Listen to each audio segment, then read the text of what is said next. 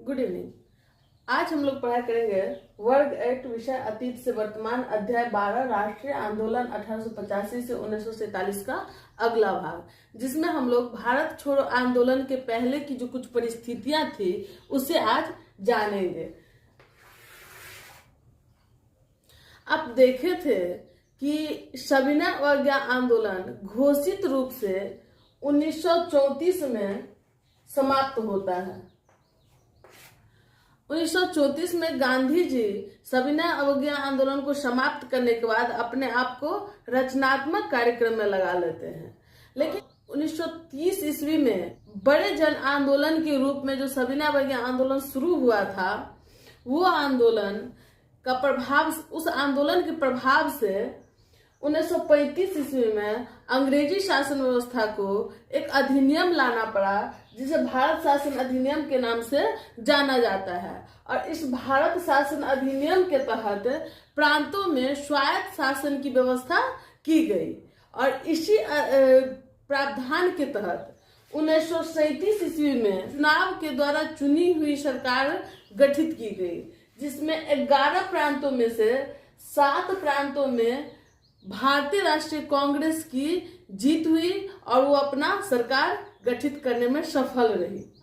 लेकिन 2 वर्ष के बाद ही 1937 ईस्वी में चुनाव होता है और 2 वर्ष के बाद सितंबर 1939 ईस्वी में द्वितीय विश्व युद्ध की शुरुआत हो जाती है। द्वितीय विश्व युद्ध में पूरे देश में जो प्रमुख राष्ट्र सब थे वो मुख्य रूप से 2 भागों में बट गए थे, एक मित्र राष्ट्र, दूसरा धुरी राष्ट्र। मित्र राष्ट्र में आप देखेंगे कि ब्रिटेन, अमेरिका, ऑस्ट्रेलिया, सोवियत संघ, ये सब देश शामिल थे।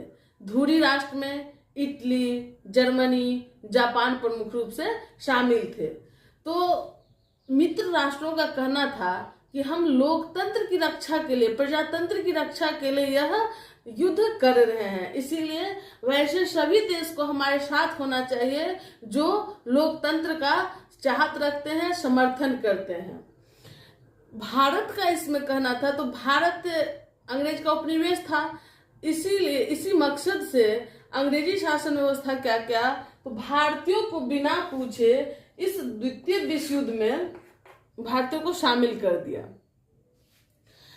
जिससे भारतीयों में नाराजगी हुई। और 1939 में ही भारतीय क्या करते हैं, तो जो प्रांत में मंत्रिमंडल का गठन किए थे कांग्रेस, वो सभी प्रांतों से इस्तीफा दे देते हैं 22 अक्टूबर 1939 में। अब 22 अक्टूबर को कांग्रेस इस्तीफा देती है और 22 दिसंबर को 1939 में ही कांग्रेस के इस्तीफा देने के कारण जिन्ना के द्वारा मुसलमानों से आह्वान किया जाता है कि इस दिन हम लोग मुक्ति दिवस की घोषणा करेंगे, क्योंकि कांग्रेसियों से भारत मुक्त हुआ है। तो आपको कभी कभी डेट पूछता है कि किस दिन जिन्ना भारत में मुक्ति दिवस मनाया था, तो 22 दिसंबर 1939 ईस्वी को। क्यों मनाया था, तो कांग्रेस के मंत्रिमंडल का इस्तीफा देने के खुशी में मनाया था। अब कभी कभी ये भी पूछता है कि 22 दिसंबर को कौन सा दिन था, तो 22 दिसंबर को शुक्रवार का दिन था। अब कांग्रेस इस्तीफा देता है और भारतीयों को युद्ध में शामिल करने के लिए कांग्रेस कुछ शर्त रखती है कि अगर द्वितीय विश्व युद्ध में हमारा समर्थन चाहिए तो द्वितीय विश्व युद्ध के जीत के बाद आप भारत को पूर्ण स्वतंत्रता देंगे। लेकिन अंग्रेजी शासक इस शर्त को नहीं मानते हैं और बिना शर्त को माने वो भारतीयों को युद्ध में, द्वितीय विश्व युद्ध में ब्रिटेन के समर्थन में, जर्मनी के विरोध में घोषित करते हैं कि भारतीय हमारे साथ हैं। भारत को द्वितीय विश्व युद्ध में शामिल कर दिया जाता है, लेकिन भारत अंग्रेजी शासन व्यवस्था के तहत युद्ध में शामिल होने से इनकार करती है और जापान के प्रति सिंपैथी रखती है। सवाल में पूछता है कि द्वितीय विश्व युद्ध के समय ब्रिटेन का प्रधानमंत्री कौन था? तो विंस्टन चर्चिल था। और भारत का वायसराय कौन था? तो लीन लिथिगो उस समय भारत का वायसराय था। द्वितीय विश्व युद्ध में जापान की शक्ति बढ़ने लगी, मतलब धुरी राष्ट्र में जो जापान शामिल था उसकी शक्ति बढ़ने लगी और मित्र राष्ट्र इससे कमजोर हो रहा था। और भारतीयों की सिंपैथी जापान के प्रति थी, धुरी राष्ट्र के प्रति थी। वैसी स्थिति में अंतर्राष्ट्रीय समुदाय के जो देश सब थे वो ब्रिटेन पर दबाव बनाने लगे कि भारतीयों को स्वतंत्र कर दिया जाए। इससे क्या होता? तो भारतीयों की सिंपैथी मित्र राष्ट्रों की तरफ बढ़ती, जिसमें प्रमुख रूप से दबाव देने वाले राष्ट्रों में थे अमेरिका, चीन, ऑस्ट्रेलिया।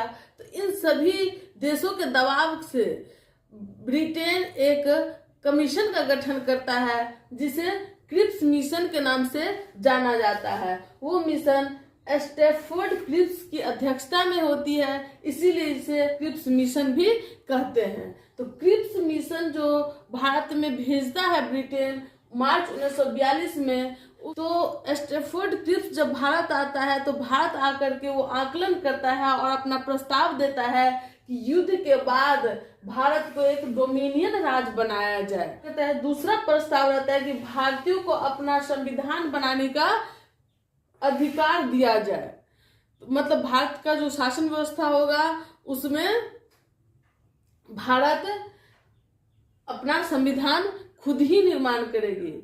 अगला सिफारिश था कि अगर भारतीय अपना जो नया संविधान बनाता है उस संविधान को भारत के सभी राज्यों पे, सभी क्षेत्रों के लोगों को मानने के लिए बाध्य नहीं किया जाएगा।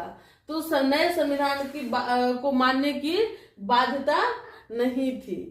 अगला प्रस्ताव था कि युद्ध के समय, युद्ध जो जारी है उस समय वायसराय के कार्य के लिए एक नई कार्यकारिणी परिषद की गठन किया जाए, जिसमें रक्षा मंत्रालय ब्रिटेन के शासक के अधीन हो। और भारतीयों ने इस प्रस्ताव पे आपत्ति व्यक्त किया।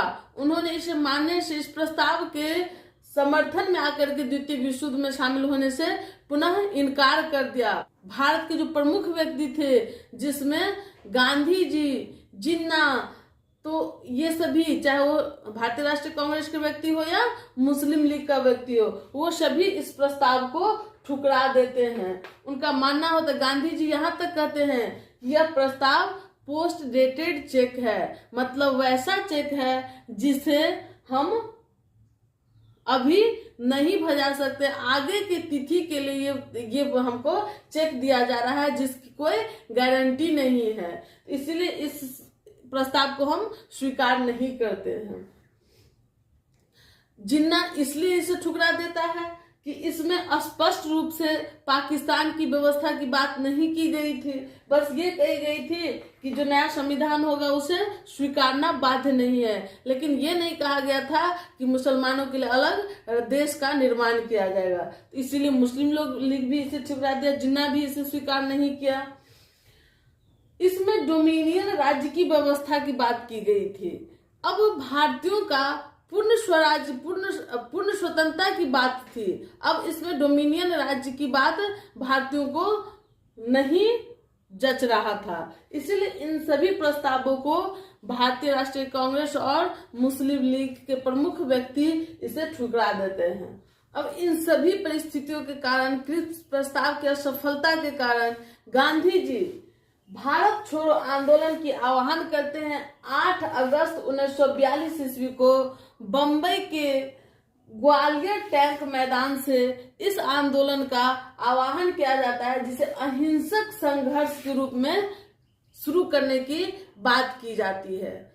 अभी हाल ही में जो सक्षमता परीक्षा टीचर सब का हुआ था उसमें सवाल पूछा था कि भारत छोड़ो आंदोलन की शुरुआत का कहां से इसका आह्वान किया गया था, तो इसका आह्वान बंबई के ग्वालियर टैंक मैदान से किया गया था।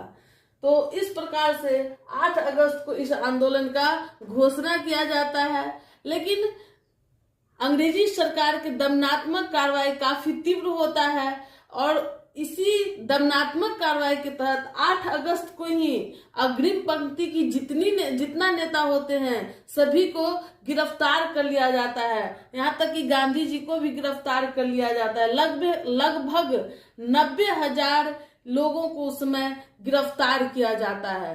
अब अग्रिम पंक्ति के नेता की गिरफ्तारी के कारण जन जन में यह आक्रोश उत्पन्न हो गया कि भारतीयों का शोषण अंग्रेज करना चाहता है। इसीलिए बच्चा बच्चा इस आंदोलन के लिए जागृत हो उठा और यह एक बहुत विशाल जन आंदोलन के रूप में परिणत हो गया। इस प्रकार से यह आंदोलन पूरे भारत में विस्तृत रूप में फैल गया और सभी लोग इसमें सहभागी हुए। इसी के साथ आज का वीडियो समाप्त होता है। धन्यवाद।